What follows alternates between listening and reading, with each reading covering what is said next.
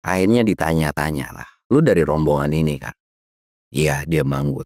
"Dan kenapa lu bisa ada di sini?" Diceritain tentang teror yang sebelumnya tuh, yang teror di part 2 itu kan. Diceritain, tapi ada, hal yang lainnya. Dia pun menceritakan. Jadi ketika tim mereka jadi terpecah, si orang ini tuh udah mutusin untuk jadi tim yang nggak akan melanjutkan perjalanan karena tahu bahwa ada sebuah tujuan yang gak bisa dibilang tujuan yang tidak menyenangkan dari perempuan-perempuan ini. Perempuan ini bisa dibilang kayak mau ngambil benda pusaka buat mempercantik dirinya, atau bisa dibilang ya ngambil sesuatu hal yang memang bukan jadi milik dia di puncak Rengganis.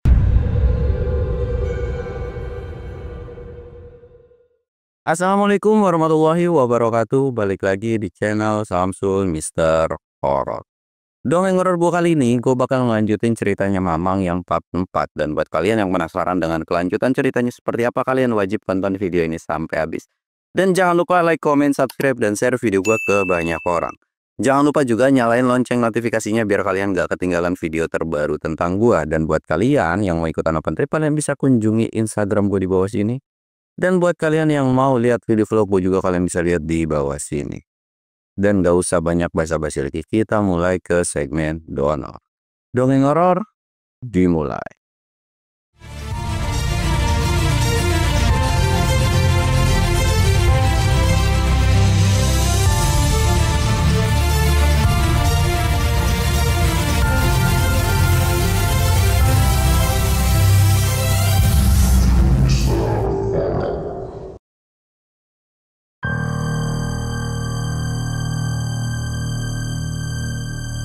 Oke cuy, sebelum masuk ke ceritanya, kita ritual kayak biasa, ya kan?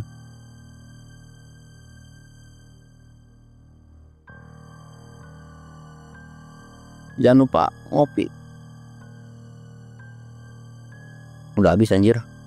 Dan sebelum kita masuk ke ceritanya, gua mau ngucapin turut berduka, kemarin ada pendaki yang baru meninggal di Gunung Slamet. Di Gunung Slamet kalau nggak salah. Ya kita doakan aja lah ya, semoga amal ibadahnya diterima dan keluarga yang ditinggalkan semoga bisa tabah. Dan kita akan lanjutin cerita Mamang yang kemarin. Kemarin udah sampai malam pertama. Setelah malam pertama gitu kan. Dan kita akan lanjutin dari mulai situ. Jadi kan kemarin mereka semuanya udah istirahat nih. Dan gangguan di malam pertama itu lumayan barbar gitu kan. Singkat cerita, mereka ini bangunlah di pagi hari. Sebetulnya Umi sama Abi ini pengen lurus. Atau bisa dibilang, jadi ketika mereka beda jalur, itu ada satu jalur potong yang dimana nanti bisa tembus ke puncak lah gitu kan. Tapi Umi sama Abi ini ngomong lah ke Mamang bahwa kayaknya kita nggak jadi motong deh. Sempet kayak kenapa gitu kan. Sebetulnya Mamang kayak punya bisa nebak-nebak sendiri. Tapi Umi ini bilang, gue agak sedikit khawatir dengan para pendaki yang sebelumnya. Jadi kayak ada feeling gak enak. Gangguan ke kita aja seperti ini ya, gimana gangguan kepada mereka gitu kan. Jadi kayak salah satu tujuannya adalah ngerasa khawatir dengan para pendaki atau kelompok yang sebelumnya. Akhirnya ya Mamang mengikut aja, terus ngomong ke yang lain kan, gimana, bisa nggak? Ya udah mau semua tuh pada saat itu. Akhirnya ketika udah mau semua, ya udahlah sepakat gitu kan. Dan Legend juga, Tompel juga salah satu orang yang memang itu baru pertama kali ke Argopuro dan dia berharap sih bisa lihat si kasur gitu kan. Akhirnya setuju semua lah. Akhirnya mereka packing. Nah ketika packing, Tompel sempat ngeh dengan satu burung yang dimana kok burung ini nggak terlalu jauh jaraknya dengan Umi sama Abi ini gitu kan. Sempet kayak ngeliat, terus Umi ini negor dong ya, ngapain lu celingak-celinguk, ngeliat apaan? Nggak usah lu macem-macem sama nih burung ya. Kalau lu macem-macem, lu nangkep, lu goreng, gua jitak pala lu, dia bilang gitu kan. Kagak Mi, ya Allah suujon baik, gue mah cuma ngeliat doang lagi. Itu kok burung tiba-tiba jinak gitu kan. Gue nggak kayak burung kemarin, tapi masa iya sih. Ya udahlah, terserah itu burung gitu kan, mau ngapain kayak bebas-bebas aja. Karena kan kalau orang yang sering naik gunung pasti tahu lah ya, kadang burung-burung itu jaraknya dekat juga nggak pergi gitu kan. Ya udah tuh mereka beres-beres, packing. Ya itu selesai mereka sarapan gitu kan. Akhirnya mereka meneruskan perjalanan. Dan mereka pun nggak membahas tentang kejadian semalam. Jadi kayak yang udah masa bodoh dengan kejadian semalam. Lagi-lagi Tompel ngeluh cuy. Yang harusnya memang sih jalan potong ini tuh capek secapek-capeknya karena harus naik turun. Kalau kalian dengan kalian mau googling gitu kan peta dari Gunung Argopuro, ada beberapa trek yang memang kayak kayak bukit-bukit gitulah. Makanya kenapa dialihin ke jalan Cikasur gitu. Karena kalau untuk buka jalur sendiri gunung itu pasti orang-orang itu rekomendasi jalur yang enaknya cuy. Jadi nggak serta-merta buka tuh cuman buka dong ya, mungkin jauh tapi jalannya landai gitu kan, banyak faktor lah. Cuman jalur ini tuh ya gara-gara mereka nerabas aja gitu kan, sampai akhirnya capek ngeluh gitu kan. Dan di situ ya udah jadi bahan ceng-cengan apalagi sama Umi sama Abi gitu kan. Ya anak muda masa kayak begitu doang lemah. No lu lihat no, aki-aki peot begitu dulu masa jaya. Gua tuh digendong dimasukin ke carrier dia bilang gitu kan. Halah, ngomong dong masa muda gitu kan. Bodoh amat, itu mah dulu, sekarang mah mana mampu. Jangan salah. Pada saat itu Abi pun bilang, kalau gua kuat lu mau ngapain? Dia bilang gitu kan. Dan pada saat itu Tompel langsung nyeletuk, kalau memang kuat gua akan melakukan hal yang sama. Jadi kayak ada challenge. Jadi kalau emang kuat sampai satu titik gitu, sampai berapa meter atau berapa jalan gitu kan, nanti gua bakalan gendong. Dan itu pure bener cuy. Jadi kayak oke, deal ya, deal. Dan pada saat itu jalur yang dilaluin itu lumayan cukup nanjak dan capek cuy. Yang seharusnya biasanya kan kalau pendaki itu, jadi kalau jalan di gunung nggak yang push jalan terus, nggak ada race-nya kok, ada jedanya biasanya. Nah sedangkan Abi itu ngegendong tas si Tompel itu nggak sama sekali kecapean dan jalan terus. Walaupun nggak ngebut kencang tapi jalan pelan-pelan tetep. Dan Mamang udah mesem-mesem aja, mampus lu, mau nggak mau kan.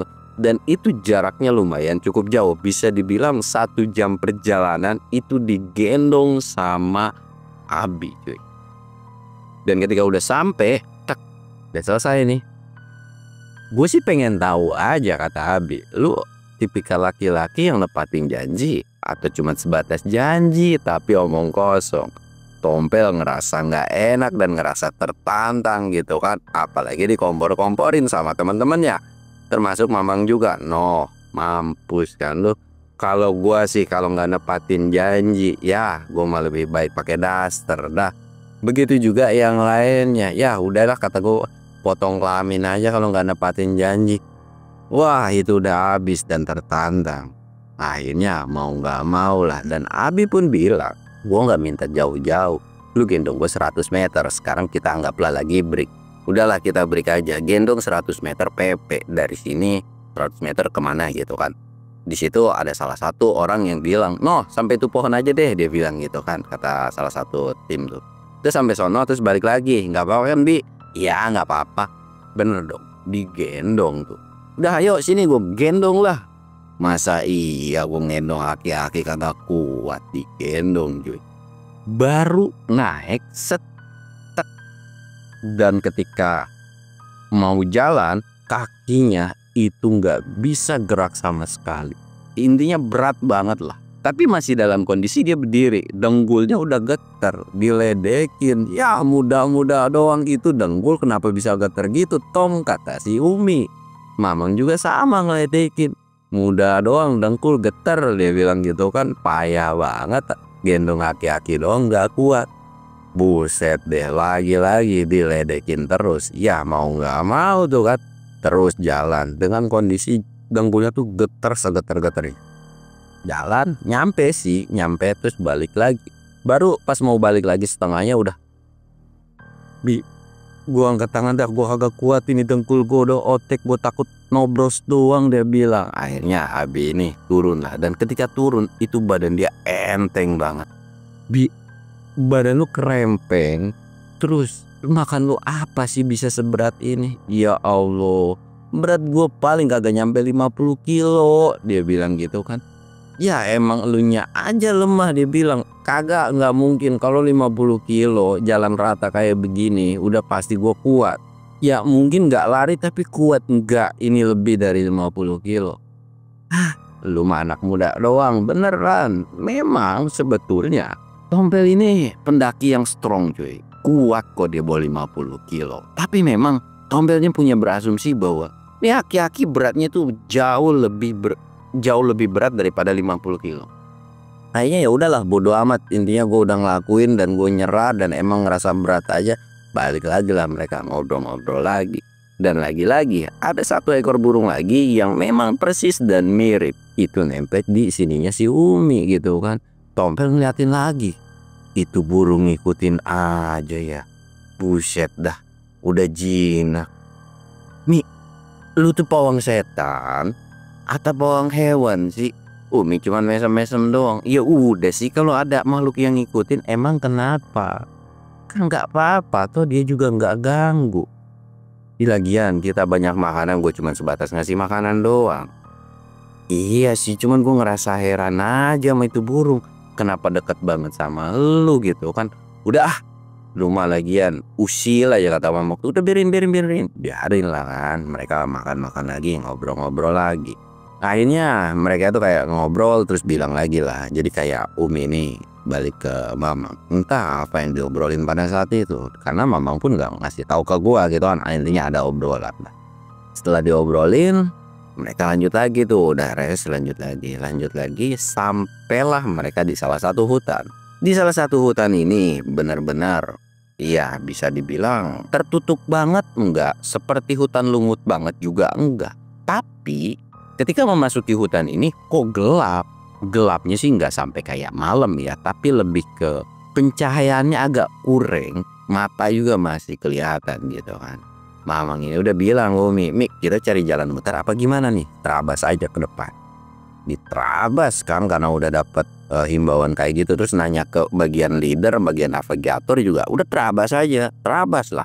Walaupun mereka udah prepare tuh, karena hawa keberadaan di dalam hutan itu benar-benar jauh berbeda. Bukan perkara masalah hal mistisnya ya, tapi lebih ke kok kayaknya ini mas sarang hewan buas atau pasti lalu lalang hewan buas, karena jejak-jejak kaki hewan itu di situ lumayan cukup banyak gitu kan. Hampirnya mereka jalan terus tiba-tiba ini bilang lah, udah kita diem dulu lah, istirahat dulu kali ya. Istirahatlah mereka. Nah ketika istirahat baru ngeluarin makanan. Mereka itu bener-bener ngedengar suara langkah kaki atau gerak jalan itu banyak banget, tapi wujudnya nggak ada. Mereka semua kaget kan. Mamang cuman lirik situasi kiri dan kanan. Begitu Umi, Abi dan yang lainnya, kecuali Tompel mah cuman ngerasa ketakutan.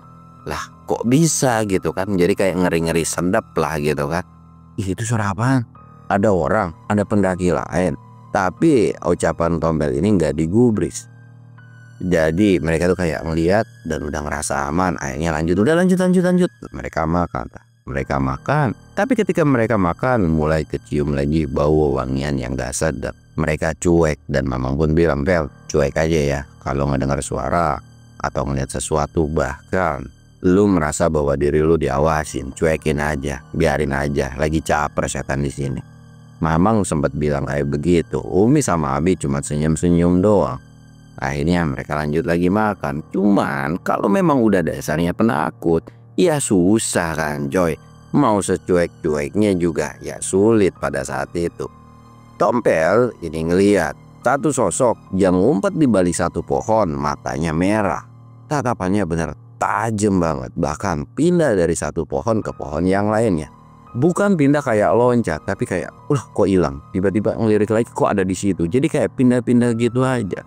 Terus diusaplah muka si Tompel ini sama Mamang. Gua bilang jangan diliatin.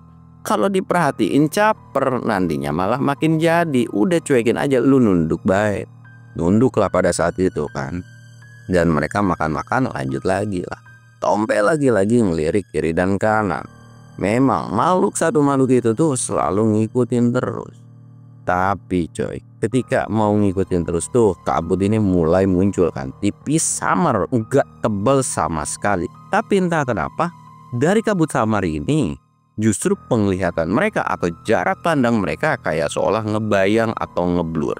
Jadi kayak dari balik kabut samar itu selalu ngeliat siluet kita, seolah ada pergerakan dari entah itu setan atau hewan. Jadi kayak cuman sekelebatan bayangan gitu doang. Tompel ini udah baca-baca gitu kan, karena itu udah peringatan dari Mamang dan Umi juga gitu kan. Banyak-banyak doa ya.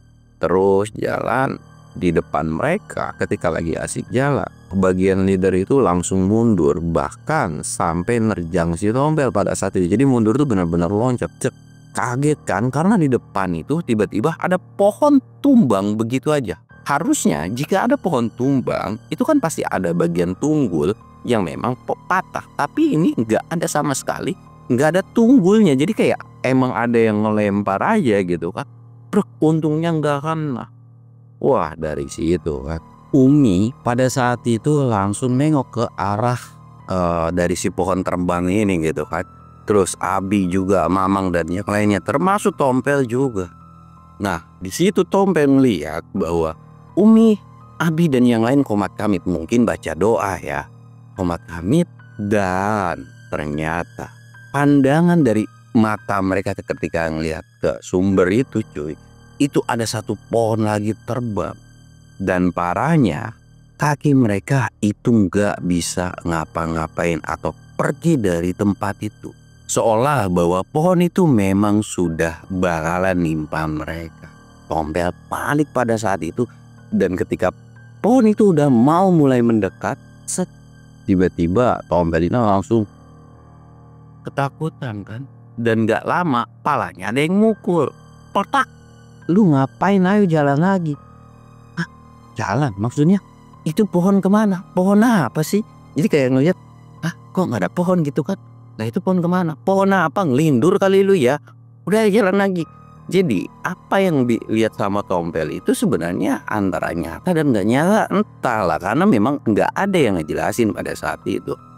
Tiba-tiba itu pohon tuh benar-benar gak ada. Bahkan pohon yang tumbang tadi di depan pun itu tiba-tiba hilang begitu aja. Tompel ngeliat kiri dan kanan, memang gak ada yang terjadi apapun atau gak ada penampakan apapun.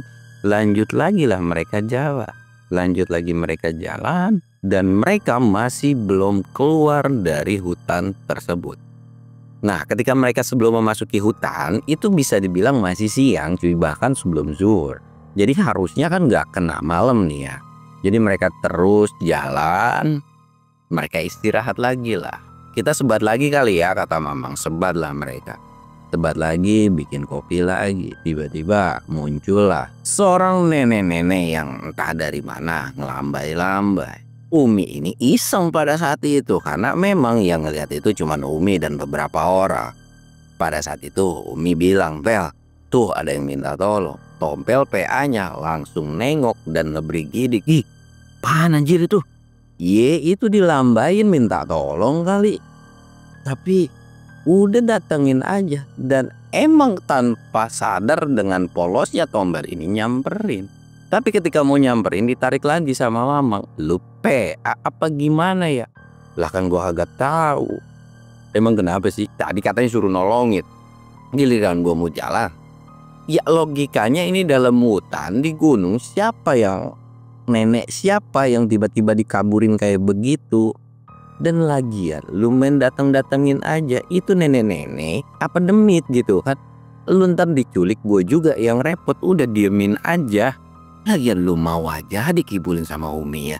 Dan lu juga udah tahu di hutan ada manusia lain, masih aja disamperin. Ya, tapi kasihan no. Dan sebetulnya nenek itu nggak ngomong cuy. Sekalipun ngomong jaraknya lumayan cukup jauh, harusnya nggak kedengeran. Tapi menurut Tompel kayak terngiang-ngiang, "No, minta tolong, minta tolong." Gigi lu minta tolong. Siapa yang minta tolong? Lah itu dia ngomong. Astagfirullahaladzim, kata Mamang, diusap mukanya. Istighfar, istighfar. Makanya banyak-banyak berdoa. Dan akhirnya di situ dicuekin lah si nenek itu kan. Kesal kali ya, namanya setan juga.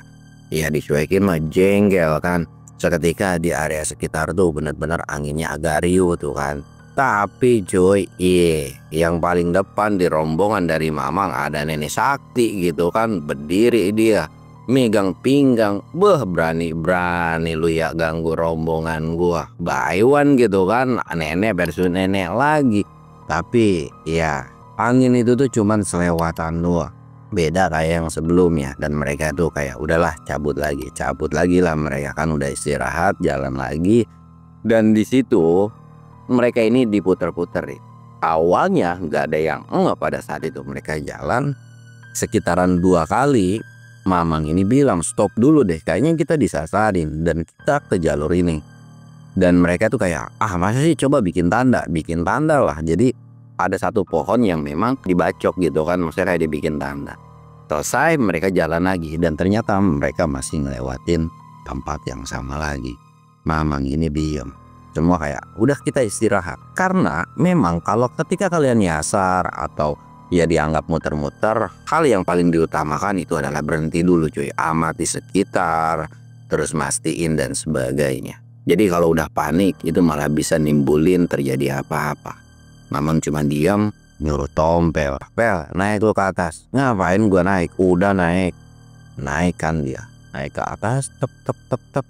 Nurut kan, karena Tompel pun ya bukan yang manusia polos. Masalah navigasi mah ya dia dikit-dikit tahu lah, apalagi ngikut sama orang yang selalu berilmu gitu kan. Naik dia ngeliat sekitar. "Apa yang lu lihat?" "Pohon doang yang gue lihat." "Gak ada yang lain?" "Gak ada." "Coba pastiin lagi sekeliling." Tek. Dilihat lagi, ngeblank sama sekali menurut Tompel. Gak ada pencahayaan keluar sedikit pun dari rindangnya dedaunan pohon tersebut. Gak ada apa-apa. "Udah turun lagi." Turun kan. Nah ketika mau turun jaraknya udah mulai agak deket kan, seolah tangannya itu ada yang nahan. Sedangkan yang di bawah ini udah kayak turun, ya udah turun cuek, nggak peduli sama si Tompel gitu kan. Dia ngeliat ke atas. Yang dilihat di atas itu bener-bener Kunti versus ngerayap gitu kan, jatuh ngejatuhin diri. Untungnya nggak terlalu tinggi, dan ketika jatuh itu dari kondisinya dek gitu kan. Semua pada nengok dong. "Lu kenapa tiba-tiba jatuh Tompel?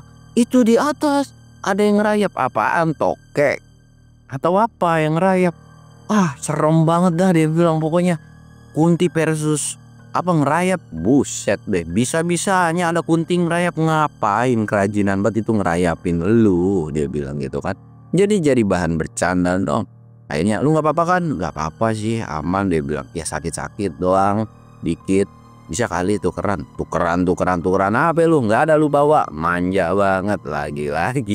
Tompel cari kesempatan buat tukeran tas, nggak ada yang mau. Akhirnya ya sudahlah. Dan Tompel nggak mau yang namanya ngikut sono sini. Dan pada saat itu pun tiba-tiba burung muncul cuy, burung lagi. Dan suaranya itu nyaring banget.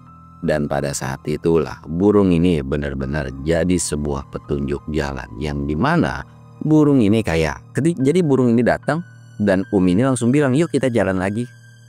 Jadi kayak burung ini ketika berkicau itu kayak ngasih, "Udah lu jalan lagi aja," gitu. Nah ini jalan. Dan bener aja burung ini paling depan dan kayak ngasih jalan. Semua tuh ngikutin burung itu. Tompel tuh kayak cuman celinguk. Wah ini kali ya menurut para pendaki yang dimana selalu diikutin sama burung. Tapi kan biasanya burung jalak. Lah ini burung kayak begituan lah, kayak burung apa ya, gereja gitu cuy, kecil. Akhirnya lanjut lagi jalan, dan memang benar mereka bisa nembusin jalan tersebut. Tapi ketika mereka bisa keluar dari hutan itu, mereka itu benar-benar kaget. Yang dimana ketika mereka bisa keluar, itu suasana udah sore banget. Mamang tuh sampai panik, gara-gara paniknya bukan perihal sore atau malam, tapi kok zuhur tiba-tiba udah kelewat. Harusnya enggak kan. Mereka tuh buru-buru lah, karena mereka ini udah mulai mendekati ke yang namanya bisa dibilang ya udah mau maghrib gitu kan. Akhirnya mereka itu buru-buru lah sholat berjamaah pada saat itu. Nyelesain kan, udah diselesain sholatnya zuhur sama asar, mereka itu lanjut. Tapi mama ngedumel, "Jalan ya setan Argopuro, bisa-bisanya lu ngeganggu aja, tapi ya kagak begini caranya kali." Tiba-tiba gue digelapin ya, tiba-tiba gue bisa telat sholat. Geblek kami ngeliat lagi. Kalau ketemu wujudnya Gua emek-emek lah. Tompel panik dong. Mang kagak usah barbar begitu kali. Tiba-tiba denger ntar repot. Gak peduli dia bilang. Udah lanjut lagi jalan. Lanjut lagi mereka jalan. Terus aja jalan. Dan waktu udah menunjukkan harusnya kalau memang mereka enggak disasarin begitu dan tiba-tiba waktu berubah begitu cepat pun, mereka sampai di Cikasur itu mungkin sekitaran jam 6. Tapi ini mereka harus makan jauh lebih banyak. Dan ritme mereka itu benar-benar cepat. Tompel yang udah sering naik gunung bahkan sampai nggak bisa ngimbangin. Sebenarnya bukan nggak bisa ngimbangin Mamang dan tim, melainkan nggak bisa ngimbangin dari Umi dan Abi. Karena kok bisa-bisanya ritme jalannya itu bisa secepat itu cuy. Walaupun tanpa bawa carrier ya. Tapi benar-benar cepat kan. Mereka terus jalan dan sekitaran jam 9 atau jam 10 mereka sampai lah. Mereka semua benar-benar dikagetin dengan pandangan mereka yang dimana Cikasur itu full lautan manusia. Atau banyak makhluk berpakaian seragam dan di situ pun ada satu tenda yang masih nyala. Mamang pun mutusin kayaknya kita di sini deh. Bukan perihal kita takut, tapi riskan kalau di sana atau risih, takut jadi terancam gitu kan. Jadi kayak kita di sini aja. Dan memang aliran air dari mata air sungai Cikasur itu kan ada lah jalurnya ke situ ngalir ke situ. Jadi gampang lah dia bilang kalau masalah air. Ya udah semua setuju ngedirin tenda pada saat itu. Dan memang ketika mereka mendirikan tenda pun mulai dari teriakan, jeritan tangis, malam kedua ini benar-benar jauh lebih mencekam daripada sebelumnya. Tompel tuh benar-benar selalu mepet ke tim-tim yang lain gitu kan, mepet ke sini. Apaan sih lu pupat pepet terus mepet. Tapi Umi bilang nggak apa-apa selama kita ingat sama Allah. Dia bilang nggak perlu takut. Kita ini makhluk paling sempurna, nggak perlu takut dengan hal yang kayak begituan. Udah tenang-tenang aja, cuekin aja suara begituan. Anggap aja ya setan-setannya lagi pada pesta kali. Atau ya mengenang masa lalu mungkin. Cuekin aja, mereka tuh cuek. Cuman secuek-cueknya bagi Tompel tuh nggak bisa lah pada saat itu. Nah pada saat itu akhirnya mereka beres-beres makan. Terus ya ngobrol-ngobrol kayak biasa dengan kondisi digangguin. Dan mereka masuk ke dalam tenda kan, udah itu tidur. Nah ketika udah tidur pules, bener-bener pules. Tompel tiba-tiba mules kan. Nah ketika mules mau nggak mau kayak ngebangunin orang. Karena sebetulnya nggak pernah sih minta bangunin, tapi karena takut. Karena di luar itu masih berisik banget dan bising banget. Jadi ngebangunin ada satu temennya mau kan gitu. Akhirnya kayak itu pun mau kayak apaan sih lu bangunin orang mulu, bangun akhirnya. Ya udahlah karena ngerasa kasihan bangun. Terus nyari semak-semak lah. Mereka itu pakai headlamp. Harusnya ke bawah itu kelihatan apapun di bawah, entah itu ada kayu atau apapun kelihatan. Tapi entah kenapa tiba-tiba tuh kayak ada satu tunggulan atau ya seolah mungkin kayak pohon dilangkahin kan udah selesai. Dan si Tompel itu boker. Jadi ini tunggulan. Jadi kayak pohon yang tumbang berasa bahwa itu adalah pohon. Jadi ya udah kan dia boker di situ sambil megang itu. Diam. Deh ya gue boker di sini jangan ninggalin lu. Iya bawel dia bilang itu. Boker kan set udah selesai. Boker sambil megangin tuh. Enak kan sambil pegangin. Nah ini pegangin. Tapi matanya masih ngeliat kiri kanan. Dan gak fokus apa yang ada di depan dia. Sampai tangannya, ya kita kalau lagi megang sesuatu kan gerayangan gitu kan. Dielus-elus sama dia jadi kayak rambut gini cuy. Baru ngeh. Apaan ini? Disenterin lagi kan. Jadi kayak pure gelap. Jadi bagian kepala ini hitam, bagian leher kepala ini gak terlalu kelihatan. Jadi kayak ditutupin aja gitu kan. Dikepis-kepisin. Dan PA-nya lagi masih boker kan, lagi ngeden gitu. Dikepis-kepisin. Wah. Dan temannya tuh langsung panik. Apaan sih lu berisik banget boker gitu kan, mayat-mayat geblek. Itu langsung nerjang pret sekencang-kencangnya. Apa? Itu ada mayat dia bilang gitu kan. Ada mayat. Mana? Dicek ternyata memang ada sebuah kepala cuy. Bagian badannya pun kayaknya masih utuh gitu. Akhirnya mereka langsung cabut dan teriak mayat gitu kan. Teriak terus. Semua pada keluar tuh pada saat itu. Di mana mayat? Langsung lah dicek. Di situ. Awalnya Mamang mau nyamperin, pas ketika mau nyamperin karena memang di situ ada tokai si geblek. "Lu ambil, lu tarik tuh," dia bilang gitu kan. "Tapi kagak ada tapi-tapian, tarik tuh kan mayat orang masih hidup." Walaupun belum dicek ya, tapi soalnya kayak udah tahu bahwa itu hidup. Bahkan Umi pun bilang, "Itu masih hidup, masih hidup." Kenapa nggak pada mau? Karena di situ deket tokainya dari si tompel ini. Siapa yang mau gitu kan? Akhirnya diseret lah.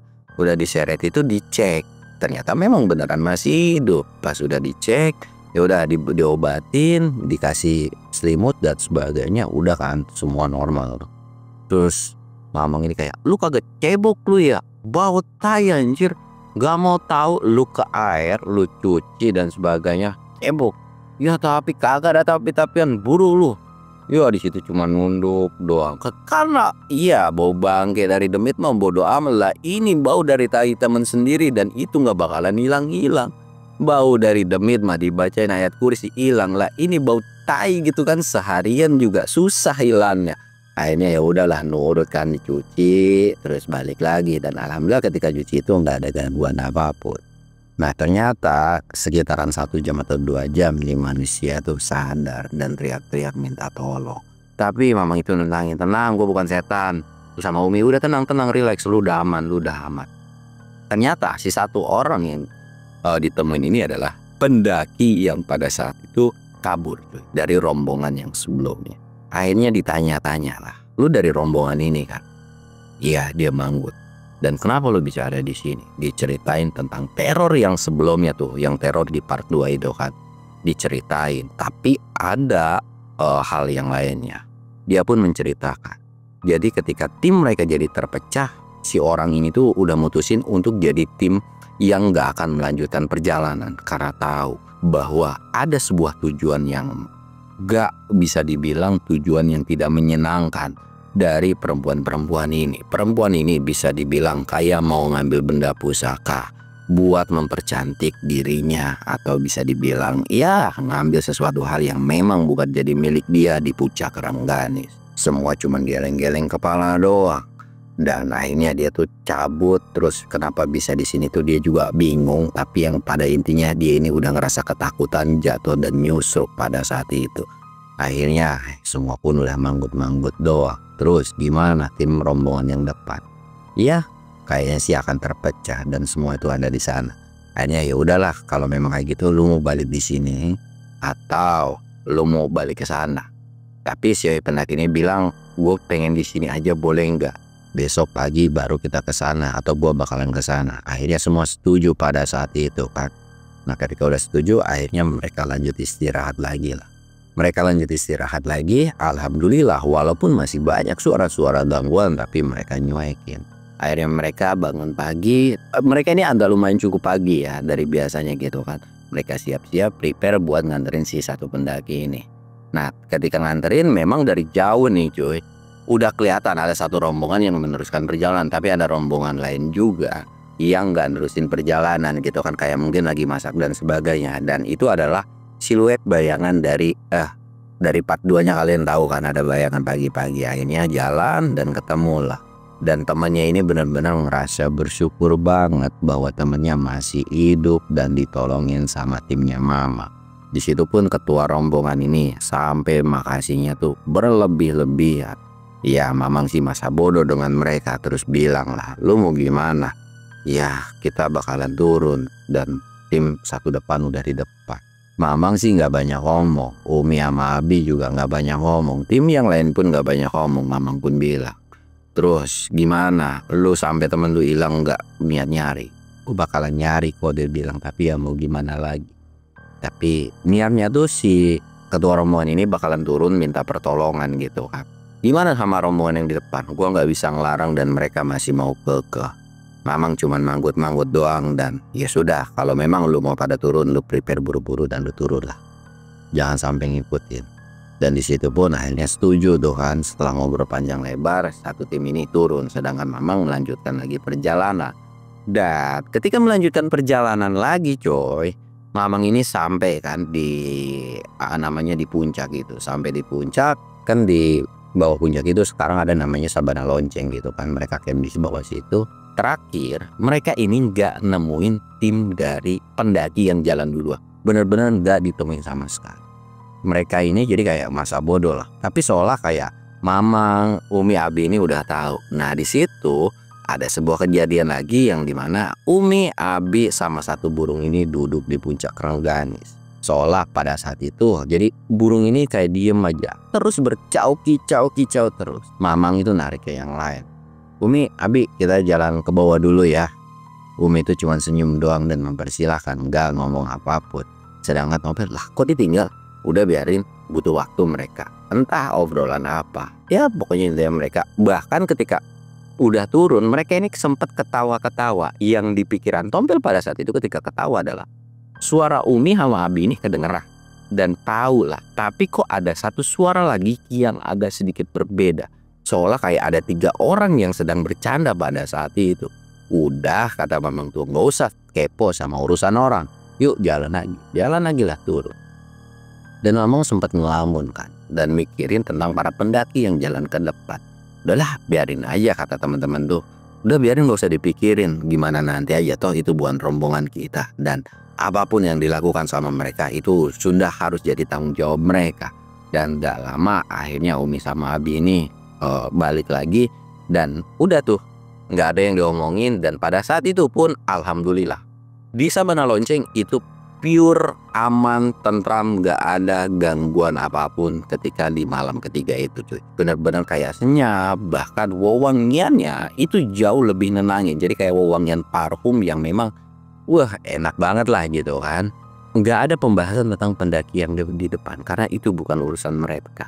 Singkatnya mereka ini keesokan harinya turun kan, dan mereka itu benar-benar ngalamin perjalanan yang menyenangkan. Bahkan sampai di Danau Amanidu, yang Tompel tahu adalah burung itu tiba-tiba kayak nemplok ke Mamang, ke yang lain, bahkan kayak ke Tompel pun nemplok di hidungnya, pluk gitu kan. Sempet kayak ngerasa aneh, bahkan sampai ngeberakin tuh burung cuy. Dan itu jadi kayak ketawa kan, entahlah itu burung tuh kayak ngerasa kesel atau gimana, pluk. Yes, gemblek malah boker di hidung gua gitu kan. Wah kebangetan. Tapi ketika mau ditepak, Umi itu udah melotot kan. Lu mau ngapain, lu menepak lu ya? Agak boleh, ntar mati tuh burung. Akhirnya nurut lah, dan burung itu pun akhirnya pergi begitu aja. Mereka kan udah nggak nge sama pendaki yang di belakang. Mereka turun, dan di situ pun ketika udah turun ada sebuah petugas kayak orang tuh nyari. Naik gini di hari ini ya ketemu sama pendaki ini, wah nggak ketemu nih, bla bla bla, diobrolin gitu. Ternyata pendaki itu masih belum turun dan entah kemana. Tapi ya cuma dikasih keterangan, ya cuma dijawab doang pada saat itu. Dan Mamang pun sama yang lain tuh nggak peduli dengan para yang dengan pendaki tersebut. Bukan karena nggak peduli ya, maksudnya lebih ke ya gimana gue mau peduli gitu kan, bingung juga mau nyari kemana. Karena memang tujuan pada saat itu ya udah mereka naik, ya kalau ketemu kenapa-napa mereka bantuin. Dan mereka pun bukan Tuhan yang tahu seluk-beluk mereka kemana, dibawa kemana, nyasar kemana gitu kan. Dan mereka pun tidak punya pemikiran bahwa tim itu nyasar atau kemana gitu kan. Akhirnya turun, dan gak lama pun akhirnya ada satu temen yang rombongannya sebelumnya gitu kayak cerita bahwa timnya ini belum balik juga, belum turun juga, dan udah ngerasa panik. Jadi Mamang ini cuma bisa nenangin, ya lu yang sabar lah ya, semoga tim lu gue doain bisa cepat ketemu lagi, dan semoga jadi pembelajaran lu ke depannya. Kalau memang ada sebuah peringatan ya udah, dan jangan pernah naik gunung untuk punya tujuan lain. Intinya diceramahin panjang lebar, pendaki itu cuma nunduk doang. Entah ya ketemu atau gimana, tapi ya semoga pada saat itu tuh ketemu, dan harusnya memang ketemu gitu kan. Setelah dari obrolan itu akhirnya mereka pulang lah. Dan pulang itu alhamdulillah tidak ada yang terjadi apa-apa. Dan memang entah apa yang dilakukan sama Umi sama Abi, tapi yang pasti menurut pengakuan Tompel adalah mungkin mereka bisa dibilang temu kangen. Walaupun mungkin itu bukanlah manusia. Ya entah itu hanya sebuah perwujudan atau memang terasa kangen mereka dan mewujud jadi sebuah setan, yang dimana memang setidaknya setan itu baik gitu kan, yang gak jadi masalah gitu kan. Dan di situ pun benar-benar pengalaman menurut Tompel yang nggak bisa dilupakan, karena bisa ketemu dengan 2 pendaki yang fisiknya kuat, orangnya ramah, udah begitu nggak penakut dan sebagainya, itu benar-benar di luar dugaan. Dan dari situlah awal mula Mamang kenal dengan si Umi sama Abi ini. Walaupun perjalanannya itu nggak begitu banyak gunung yang didaki sama Umi sama Abi sama Mamang ini kan. Karena ya gimana pun ya kalau dibayar mah Mama mah berangkat, kagak dibayar mah ogah gitu kan. Dan ya umur sudah berkata lain, Umi sama Abi juga udah meninggal gitu kan, udah jadi almarhum gitu kan. Ya udah nggak ada, intinya sebuah pelajaran yang dimana umur itu tidak menjamin untuk terus berpetualang ya, selama didukung dengan faktor uang dan kesehatan gitu kan. Ya kalau kalian rajin olahraga sih menurut gua, kayak gua nih ya, gua merasa pede di umur 50 tahun pun gua masih sanggup untuk naik gunung. Bahkan kalau memang gua dikasih umur panjang 60 pun gua masih sanggup untuk naik gunung gitu kan. Jadi ya tergantung dari kalian lah. Jadi kalau kalian jompo itu ya karena kalian malas olahraga di usia muda gitu, atau nggak mau olahraga di usia muda gitu kan. Tapi ya sudahlah ya, cerita ini tuh cukup sampai sekian, dan pelajaran yang bisa diambil dari cerita ini silahkan kalian ambil, yang negatifnya silahkan kalian buang. Gua Samsul undur diri. Assalamualaikum warahmatullahi wabarakatuh.